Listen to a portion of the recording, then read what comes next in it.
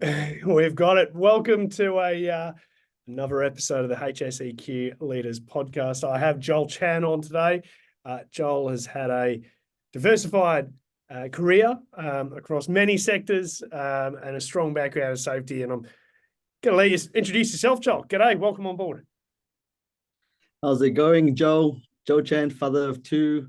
Love doing everything health and safety, but more importantly, doing everything people so that we can influence and build the next generation to be better than we are.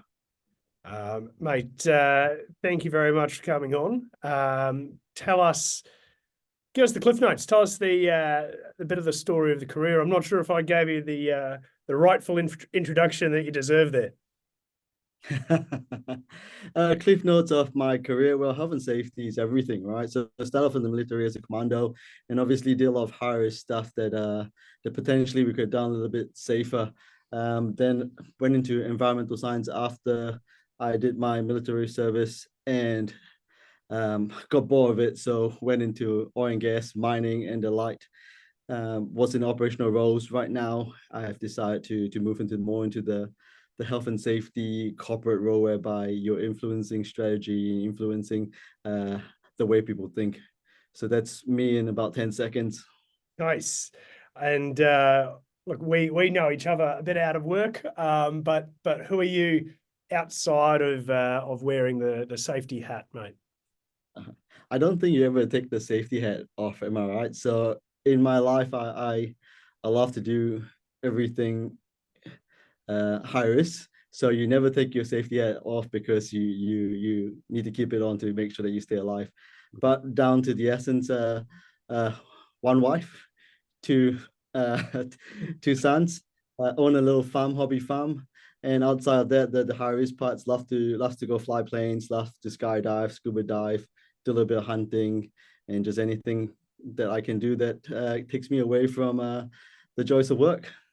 And those that don't know, Joel and I both avid pilots and scuba divers, so have that both in common, which we talked about outside of work.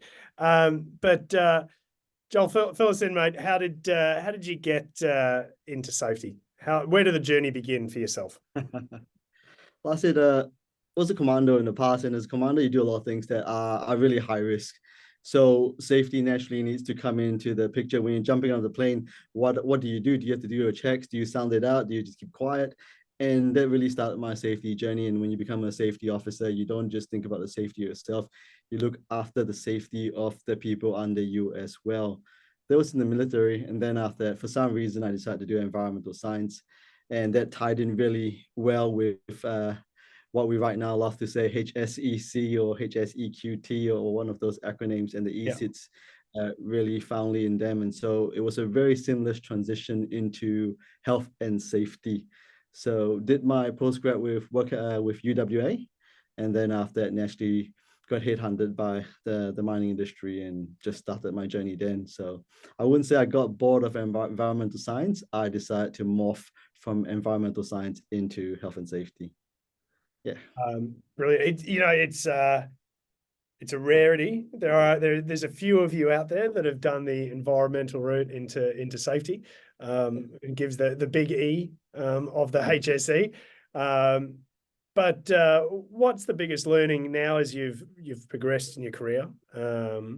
What's the biggest learning that you would give to your younger self? I think if I was to meet my younger self again, I would say focus on people, think people first, and everything else will follow. I think as a young individual, we always want to achieve. We're very solution focused. But if I can go back in time and go to myself, I would say, hey, focus on the people around you, because guess what? Yes, safety may have a lot of engineering controls, but people surround every single control. So if you focus on the people, everything else will follow. And I say that to a lot of people right now. Yeah. I mean, that's your younger self. And you're also passing that on to other safety professionals that you meet and mentor. 100%. So the conversation with a lot of safety individuals that I currently mentor is great. Look at the risk, look at the hazard, but then after that, put your eyes on the person, because without the person, everything that you're going to plan, it's not going to happen. And as cliche it is, psychology really wraps itself around health and safety. Without psychology, we can have the best engineering controls, you can have everything. Uh, Health and safety will still fall apart. Yeah. So people first, then solutions second. Yeah.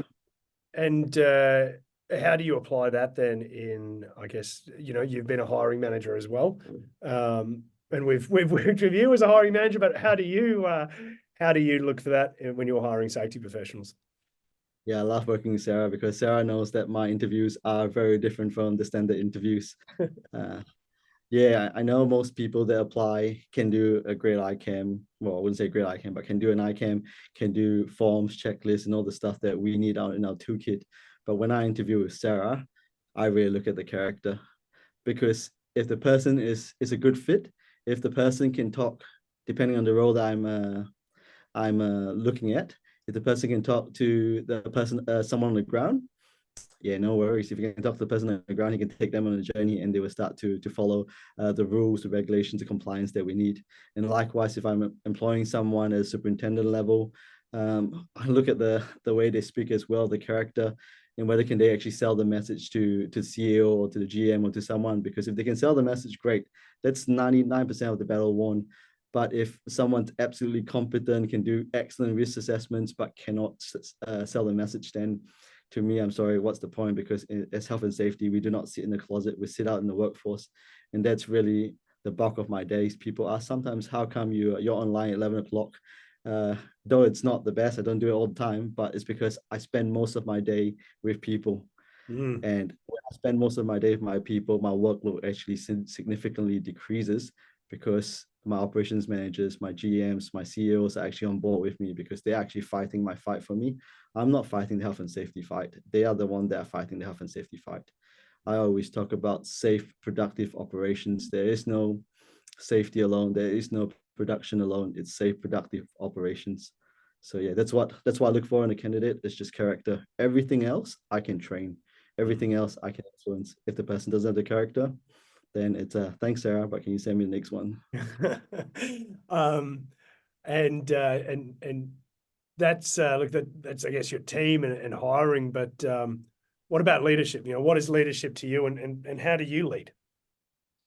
Leadership, and just thinking about the question, what's leadership? Leadership to me is servanthood. And people might go, that's an oxymoron, right? You're the leader, why are you serving?